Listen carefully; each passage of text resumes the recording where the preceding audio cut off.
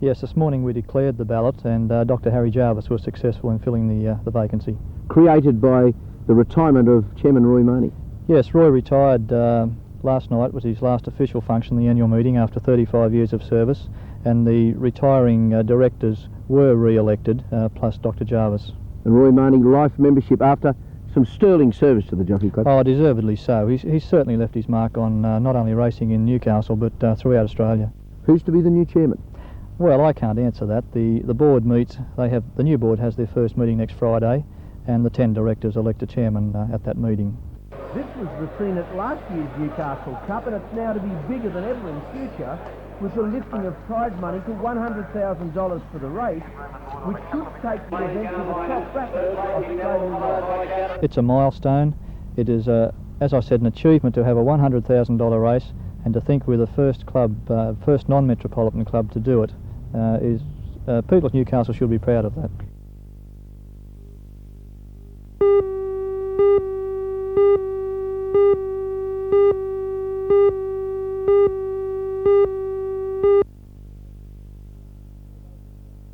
Well, the major points related to the number of aldermen and the number of wards. It's interesting to see that Newcastle has the largest number of wards and the largest number of aldermen in respect of any council, local government area in New South Wales.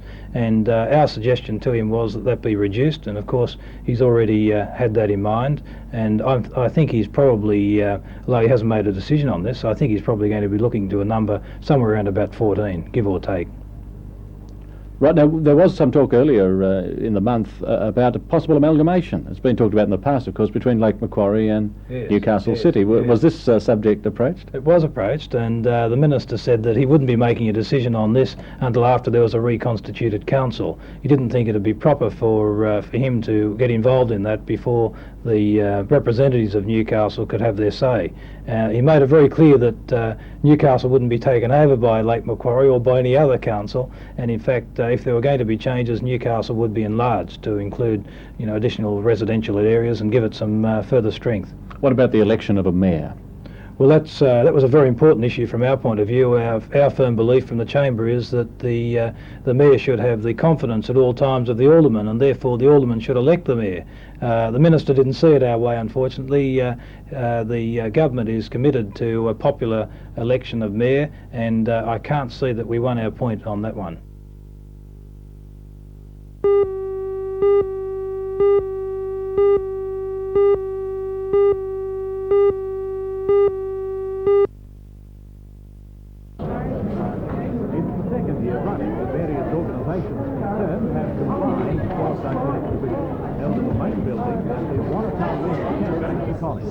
Last year, 8,000 people availed themselves of the opportunity during the 2.5 days. This year, the interest in domestic issues is so much greater, organisers are expecting an even bigger turnout. A huge range of devices is on show for free, and you can dabble via home contest. The uninitiated might be astonished, but they are welcome just the same. Today, the exhibition was officially opened by the NBN chairman, Mr. John Fisher. The displays are obviously designed to show us how easy it is to operate microcomputers today.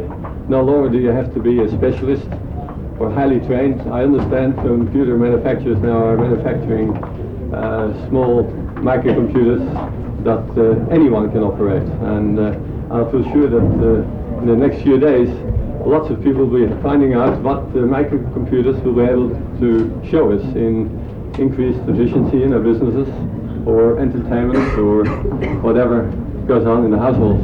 It now gives me great pleasure to officially open this exhibition.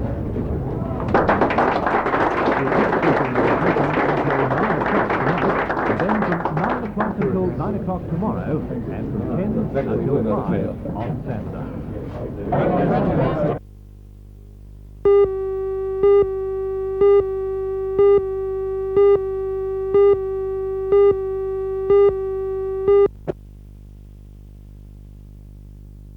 Mr. West said so far the public servants have held a couple of stop work meetings and a one-day strike last November, as well as the current ban. From now on, there bans will are be going to spread unannounced through the other rolling departments stoppages that designed to collect cripple revenue. government They're already in finances place and interfere as little as That's possible it. with the public. The union is fighting plans by the government to provide only lump sum payments and no pensions for breakdowns for members joining after July the 1st.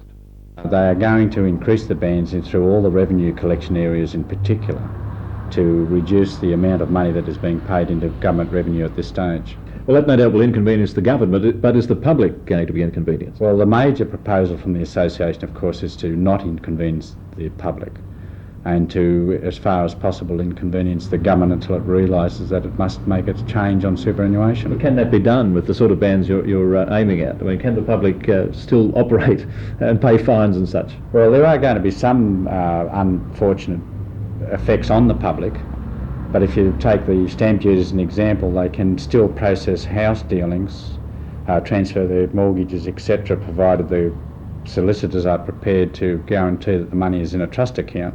So therefore those types of things are continuing. In respect of courthouses, the payment of fines, etc., which normally have a limit on them, it's expected that although they will not be able to pay their fines, no court action will be taken as a result because of the bans.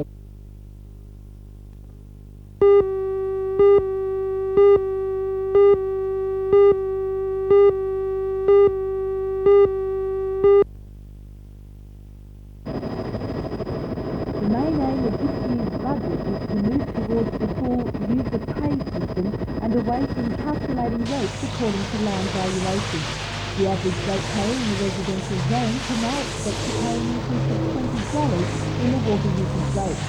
This will depend entirely on the amount used by the householder. The board says the increase was necessary because it estimates the rise in revenue for the coming year at only 5.35%.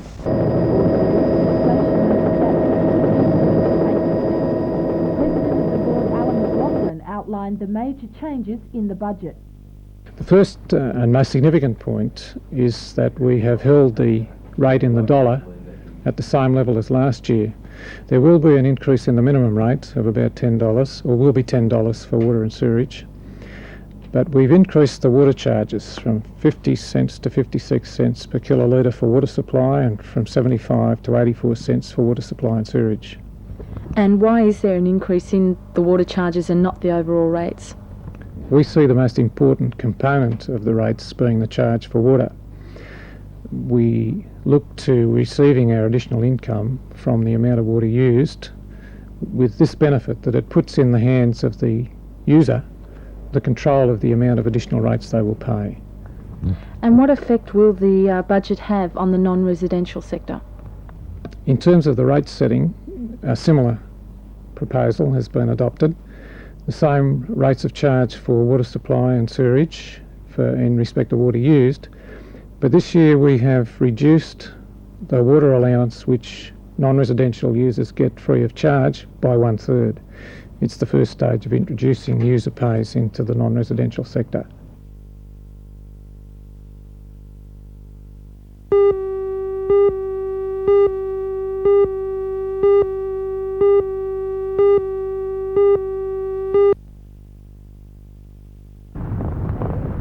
But at least two local horses have great credentials to snatch some money and the glory from under his nose. Both were having last-minute hit-outs today. This big black horse with owner-trainer Robin Greenwood in charge is Leaguer of Sun, a winner of 20 races. He won this race in 1983 and will be striving to win it twice. No other horse has done that. Last year's winner, though, Tommy Tolliver, can do it and has performed as well. The other of the track today was Peter McGuinness's Diorama, with 19 wins to his record, and by former idol bowled by Emmy, he will have plenty of support.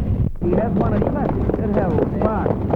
Peter sold him for $1,500, but the sale fell through and the horse has since won $70,000 in prize money. Such are the fortunes of racing. Tomorrow night, fortune will no doubt play its part in the big race at 9:35.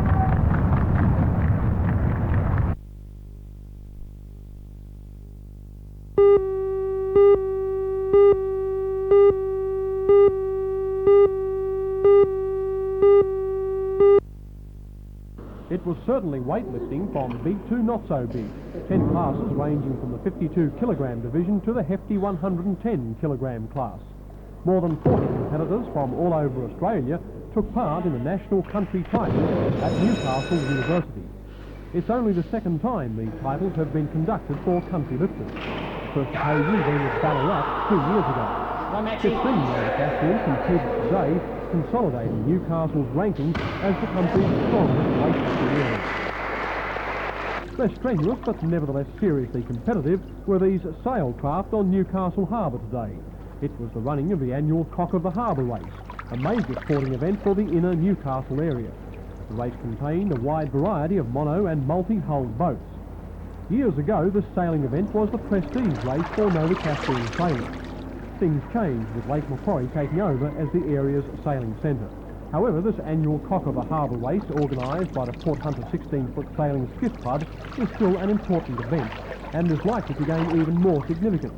The Port Hunter Club is going through a period of rejuvenation, and that can only mean more of these spectacularly colourful occasions on Newcastle Harbour.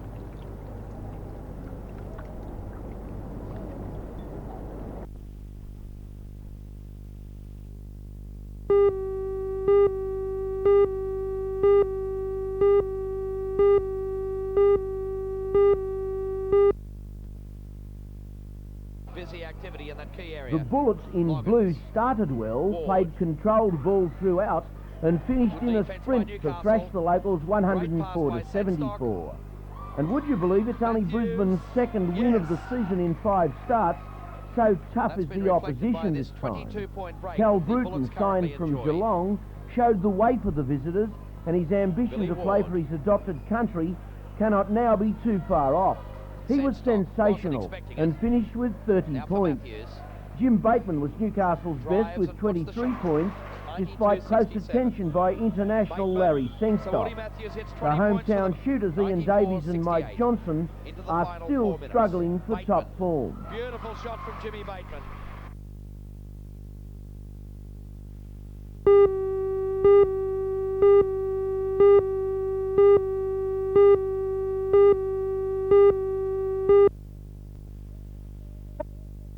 With Tosca Eagle first to swing, Silver Cup coming home well down the outside and battling on Gavel Court, but Tosca Eagle's Cup. Tosca Eagle wins it nicely. Close for second between Silver Cup and Gavel Court, then Negra Salmon, Warhead right behind them.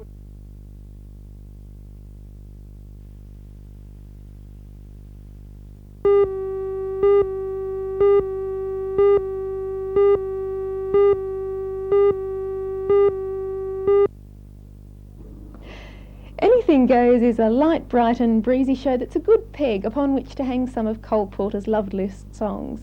Imagine I've got you under my skin, I get a kick out of you, you're the top and the title song all in the same show, wrapped up in a fun story about romance and assumed identity on the high seas. Add to that a lot of very pretty costumes and some strong performances from the leading actors, and you've got a pretty enjoyable show. I do have a couple of quibbles though. I wish the actors would give the audience enough time to laugh before rushing on to their next line, because there are plenty of lines to laugh at, and as well some of the deceptively simple sounding numbers were a bit too difficult for some of the performers. The best songs were the group numbers, notably Friendship. But fortunately, performances from the likes of Deborah Fisher, Neil Mansfield and Philip Bilton-Smith in particular kept Anything Goes bubbling along nicely, making it bouncy, frothy entertainment.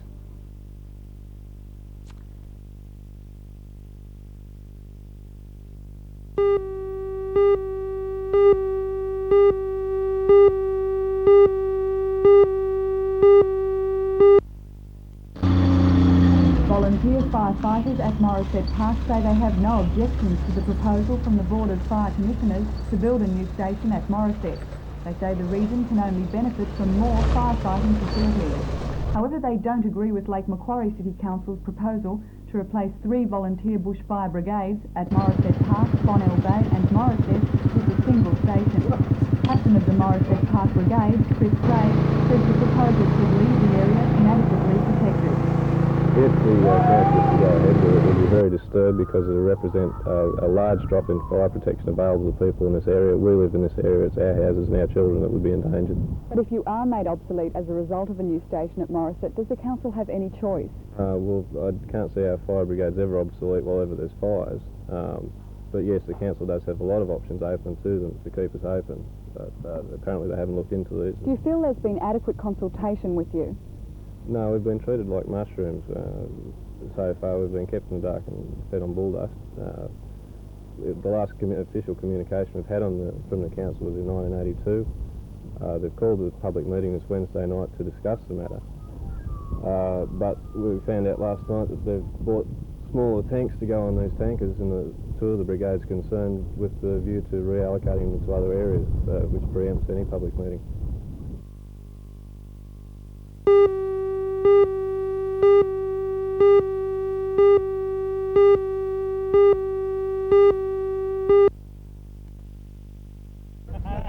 Two red sports coupes collided head-on after one of them had inexplicably crossed to the wrong side of Raymond Terrace Road, the direct route from Raymond Terrace to Mason. A woman aged about 30 from Raymond Terrace, who'd been travelling alone in the older vehicle, suffered head injuries and a badly gashed leg. She was treated at the scene by ambulance men, then taken aboard the local rescue helicopter to the Royal Newcastle Hospital. Her condition tonight is described as satisfactory.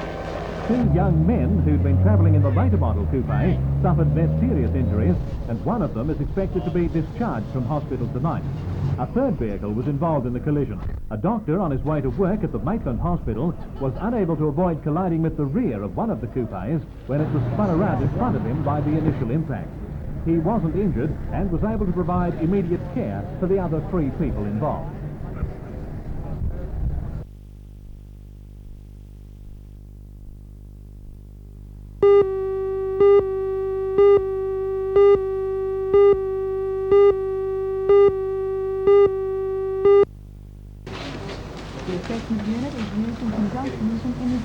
To magnify the area under examination.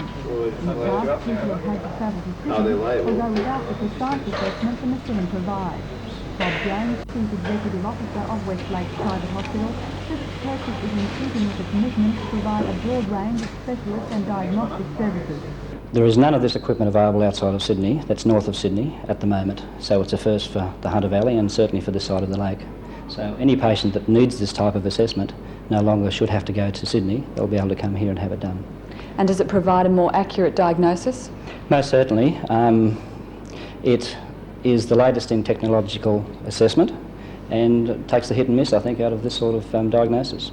Does it mean you'll be avoiding, say, unnecessary surgery? Exactly, and that's probably the most important thing.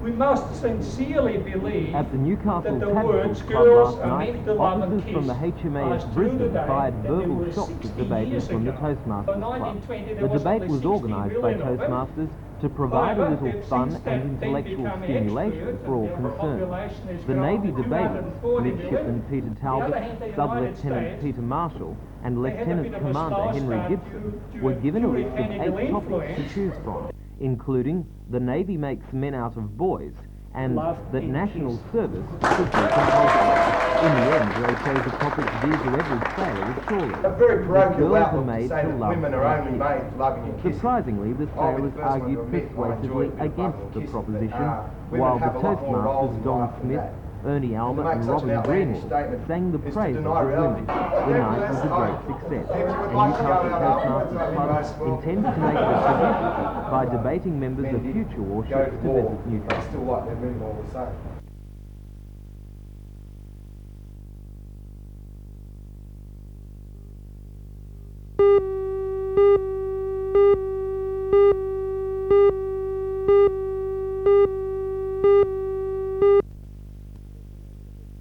Yes, it is a little disappointing because there's 3 New South Wales players involved, Steve Rickson, John Dyson and Steve Smith, and it's disappointing that I may not get the chance to play with them again. Is that the only thing you're disappointed with? Have you got any other feelings you'd like to express about whether they should or shouldn't go to South Africa? Well, not really. I think they've made their decision to go to South Africa, and there's a tour to England that I'm going on. I'll be going over there and trying to play my best for Australia on that tour. Do you think your standing with the ACB and perhaps even the selectors now has gone up because you have stood by them? Oh, perhaps a little. You know, there's plenty of other players in the English touring party that have stood by the Australian cricket, so I guess all of those players would be in that situation. And Robert, what do you think it's going to take for us to see you participating in the big ones, the tests? Well, I think early on the tour I will have to perform very well, and keeping in mind the likelihood of rain and cold weather, then that may be a little difficult. But if I can do well early on the tour, and if we play two spinners in the test, I'm a chance to play.